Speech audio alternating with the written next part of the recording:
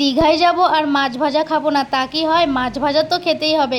আমরা কিন্তু মাছ ভাজা অনেক খেয়েছি। সমুদ্রের পাড়ে যখন চান করতে গেলাম দুদিনই মাছ ভাজা খেয়েছি। সেদিন দুপুরে চান টান করে ভাত খেতে বের হলাম, তারপর কিন্তু আমরা আর রুমে যাইনি। আমরা বলতে মা আর আমি ছিলাম এখানে।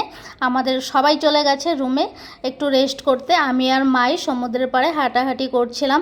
কাল তো চলেই যাব এই ভেবে একটু হাঁটাহাঁটি করছিলাম আর অপেক্ষা করছিলাম এই দোকানগুলো কখন খুলবে। আমরা কিন্তু আসা মাত্রই দেখতে পেলাম এই দোকানগুলো এই মাত্রই খুলছে। ভিডিওটা করে রেখেছিলাম ঠিকই, কিন্তু ভিডিওটা এতদিন চোখেই পড়েনি যে ভিডিওটা আমি করে রেখেছি আর আপলোডও করা হয়নি।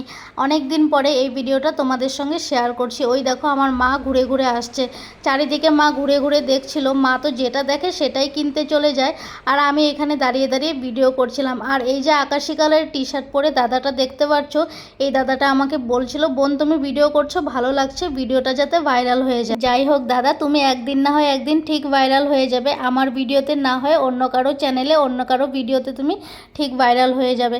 এই দাদার দোকান থেকে কিন্তু আমরা যাবার সময় সন্ধেবেলা অনেক কিছু নিয়ে গেছি খাবার জন্য। আর দেখো সব দোকানগুলোই এখন খুলছে আস্তে আস্তে, সব সাজিয়ে গুছিয়ে রাখছে ওনারা।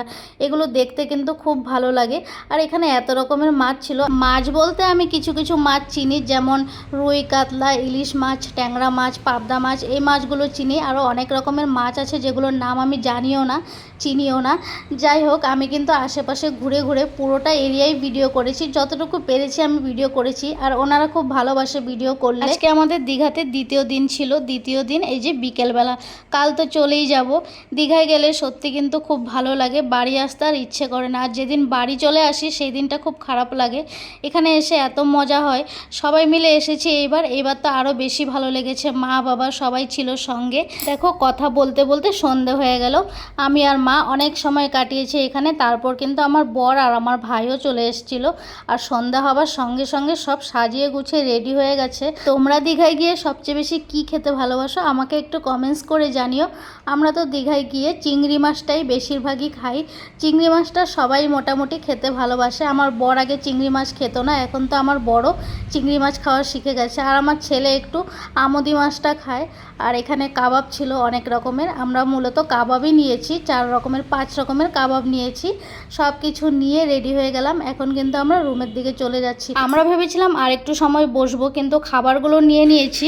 এই খাবারগুলো ঠান্ডা হয়ে গেলে আবার খেতে ভালো লাগবে না, তাই কিন্তু আমরা চলে এলাম হোটেলে এসে এই যে আমি হোটেলের এই জায়গাটায় ছোট্ট একটা ব্যালকনি আছে, এই জায়গাটায় আমি দাঁড়িয়েছিলাম।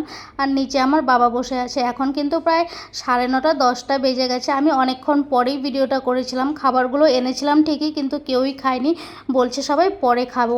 এই যে হোটেলের ভেতর দিকটা ছিল, মানে আমাদের রুমগুলো এই সাইডেই ছিল। এই সাইডে একটা রুম, বা সাইডে একটা রুম ছিল, একটা ছিল ডান সাইডের রুমটা। হোটেলটাও বেশ সুন্দর ছিল। হোটেলটার নাম ছিল HP প্যালেস। আমরা দুটো রুম নিয়েছিলাম, এই যে একটা 205 আর একটা ছিল আমাদের 203-এ। একটা বাঁ দিকে ছিল, একটা ডান দিকে ছিল। হোটেলের রুমগুলো কিন্তু বেশ সুন্দর ছিল।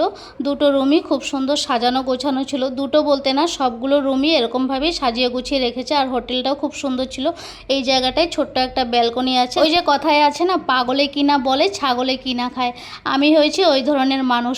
পুরো হোটেলটার ভিডিওই করেছি, মানে 2nd ফ্লোরের ভিডিওটা আমি করেছিলাম। আমরা ছিলাম 2nd ফ্লোরে, কিন্তু রুমের ভেতরটা একবারও ভিডিও করতে পারিনি, ভুলেই গেছি করতে। যাই হোক, তারপরে অন্যবার গেলে তোমাদেরকে আরেকবার দেখিয়ে দেবো, যদিও এই হোটেলে যাই তবে দেখিয়ে দেবো। তারপরে যে ওই যে কাবাবগুলো নিয়ে এসেছিলাম, এগুলোই আমি এখন বের করছিলাম। একটু তোমাদেরকেও দেখিয়ে দিই কী কী নিয়ে এসেছিলাম। আমরা কিন্তু শুধু এই দোকানগুলোর আশেপাশে না, আমরা অনেকক্ষণ সময় সমুদ্রের পাড়েও বসেছিলাম। ওইখানে বসে পাঁপড় ভাজা খেয়েছি। সমুদ্রের টানেই তো অ্যাকচুয়ালি সবাই ছুটে ছুটে যায় দীঘা বেড়াতে। প্রথমেই দেখো বের করে নিলাম লেবু, আর সঙ্গে ছিল চাটনি। এখানে অনেক রকম বলতে 5 রকমের কাবাব ছিল। আর চিংড়ি মাছ আনা হয়েছিল 3 রকমের, 2টো গলদা চিংড়ি আর একটা ছোট চিংড়ি ছিল। কাবাবের মধ্যে এখানে ছিল রেশমি কাবাব, মালাই কাবাব, তারপর ছিল হরিয়ালি কাবাব, আর 2 রকমের চিংড়ি মাছ আনা হয়েছিল। এই যে প্রথমে বের করে নিলাম গলদা চিংড়ি, এটা আমার বর বলেছিল খাবে, তাই ওর জন্য নেওয়া হয়েছে। তারপর বলল সবাই যদি খায় আবার আরেক প্যাকেট নেওয়া হয়েছে। আর একটা ছোট চিংড়িও নিয়েছি। ছোট চিংড়িটা আমার ছেলের জন্য নিয়েছিলাম। ছেলে আবার এই ছোট চিংড়িটা একটু খেতে ভালোবাসে। আমুদি মাছটা আজকে আর আনা হয়নি। তোমাদের ভিডিওটি কেমন লাগলো অবশ্যই একটা কমেন্টস করে জানিও। ভিডিও ভালো লাগলে লাইক করো, শেয়ার করো, চ্যানেলটিকে সাবস্ক্রাইব করো। এটাই ছিল দীঘার লাস্ট ভিডিও। আর যারা ফেসবুক থেকে দেখছো তাদেরকে বলছি তোমরা প্লিজ আমার ফেসবুক পেজটিকে ফলো করে দিও। টাটা, বাই বাই, আবার দেখা হবে নতুন একটা ভিডিওতে।